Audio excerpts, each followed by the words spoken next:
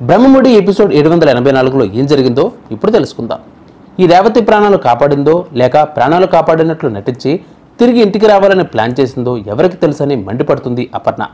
రేవతి అమ్మ అని పిలవడంతో నోరు ముయ్ అని కేకలు వేస్తుంది అపర్ణ. అమ్మ అని పిలిచే అర్హత నువ్వు కోల్పోయావని, నువ్వు ఇంట్లో అడుగుపెట్టడం అంటూ జరిగితే అది నా చావు తర్వాతే అని అంటుంది. రేవతి గారు, మీ కూతురన్న విషయం నాకు ఇప్పటిదాకా తెలియదని చెబుతుంది కావ్య. నేను మీ కోడలన్న విషయం తనకు కూడా తెలియదని అంటుంది. అందుకే నేను ఈ ఫంక్షన్కి పిలిచానని, నా మాట కాదనలేక రేవతి గారు ఇక్కడికి వచ్చారని చెబుతుంది కావ్య. ఆ రోజు మేము ప్రమాదంలో ఉంటే మేము ఎవరో కూడా తెలియకపోయినా రేవతి గారే మమ్మల్ని కాపాడారని అంటుంది స్వప్న.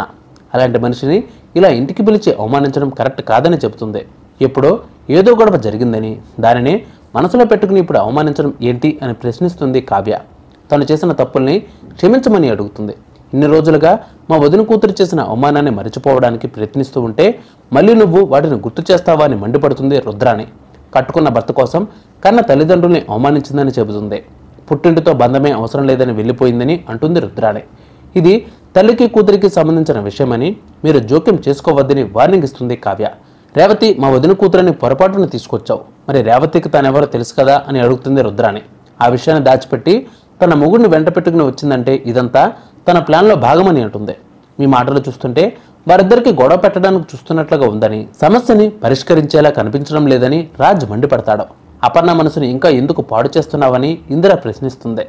రేవతి ఇన్నేళ్లుగా శిక్ష అనుభవిస్తూనే ఉందని, కూతురికి దూరమై మీరిద్దరూ ఎంత బాధపడ్డారో నాకు తెలిసిని అంటుంది ఇందిర. మన ఇంటి కోడలని రేవతి కాపాడిన మాట నిజమేనని, కావ్య తెలియకుండానే రేవతిని ఇక్కడికి పిలిపించిన మాట కూడా నిజమేనని, ఇదంతా దేవుడే చేశాడని ఎందుకు అనుకోవడం లేదని చెబుతుంది ఇందిర. నువ్వు రేవతిని క్షమిస్తే అందరం సంతోషంగా ఉండవచ్చని సలహా ఇస్తుంది.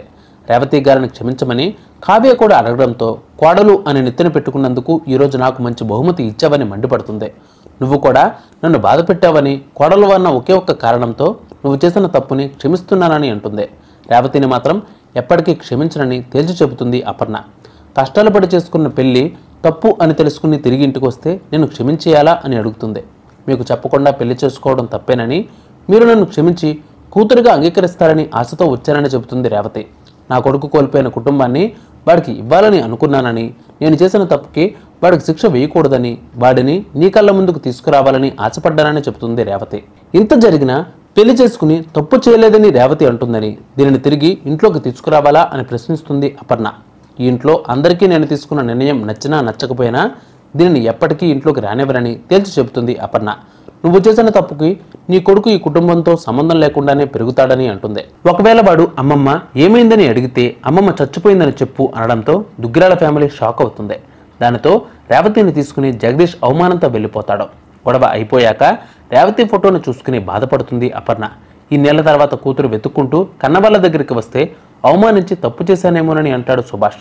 అసలు అది ఇంటికి వస్తున్న విషయం తెలుసుకోకుండా తప్పు చేశానని చెబుతుంది అపర్ణ. అసలు మనిద్దరం దాని మీదే ప్రాణం పెట్టుకున్నామని, కానీ కట్టుకున్నవాడి కోసం తల్లిదండ్రుల్ని అవమానించొచ్చా అని నిలదీస్తుంది. ఇంట్లో వాళ్ళంతా రేవతిని నువ్వు క్షమించాలని ఆశపడ్డారని సుభాష్ చెప్పడంతో వాళ్ళ సంగతి తర్వాత, మీ సంగతి చెప్పండి. సుభాష్ సైలెంట్ అయిపోతాడు. రేవతి ఇంకా పెళ్లి చేసుకుని తప్పు చేయలేదనే చెబుతుందని అపర్ణ మండిపడుతుంది. రేవతిని అపర్ణని కలపడానికి నేను చేస్తున్న ప్రయత్నాలన్నీ మీరిద్దరూ నాశనం చేశారని కావ్యరాజులపై ఇందిర మండిపడుతుంది. కూతురును చూడగానే కరిగిపోతుందని అనుకున్నామని, కానీ ఇలా కోప్పడుతుందని అనుకోలేదని అంటాడు రాజ్. అమ్మా నాన్నల మనసుని గాయపరిచానని, ఎప్పటికీ వాళ్ళు నన్ను క్షమించరని అర్థమైపోయిందని చెబుతుంది రేవతి. అత్తయ్య మిమ్మల్ని ఖచ్చితంగా క్షమిస్తుందని అంటుంది కావ్య. ఆ రోజు నువ్వు ఆవేశంతో కాకుండా ఆలోచించి నిర్ణయం తీసుకుని ఉంటే ఈ పరిస్థితి వచ్చేది కాదని చెబుతుంది ఇందిర. ఇంతటితో ఎపిసోడ్ ముగుస్తుంది. నెక్స్ట్ ఎపిసోడ్లో మళ్ళీ కలుద్దాం.